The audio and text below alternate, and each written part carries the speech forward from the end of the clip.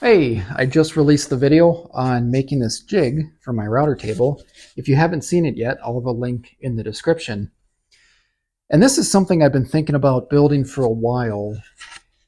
There was actually a comment that made me start thinking about this more. If I can find it, I'll put it on screen, but someone was asking about drift on the bandsaw with my circle cutting jig I made for that.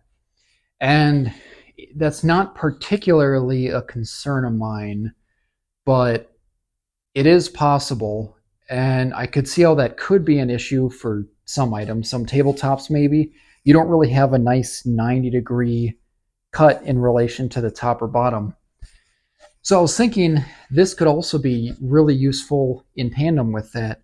You can just cut circles with this, but I was thinking it could be nice if you cut circles with the bandsaw jig and use this to clean up the edges to make a nice 90-degree cut.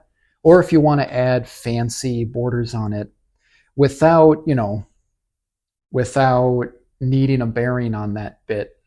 So you can just do this in the router table with whatever bit you want. But also, like I said in the video, I wanted to cut some curves where there's a point, a pivot point, and then a curve from that. That isn't through the material, it's kind of embedded in it. And I did a test run and it works well. So I think it's going to work well for the project I have coming up.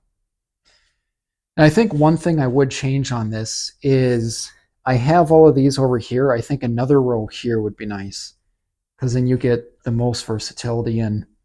I mean, these were so easy to add and T-nuts are cheap that I could have just done that. I could have added more other places too, but I don't know, the way it is, that works fine. So I'm kind of curious what you think. If you're going to try building something like this yourself, if you see any problems with it, or if there's anything you would improve.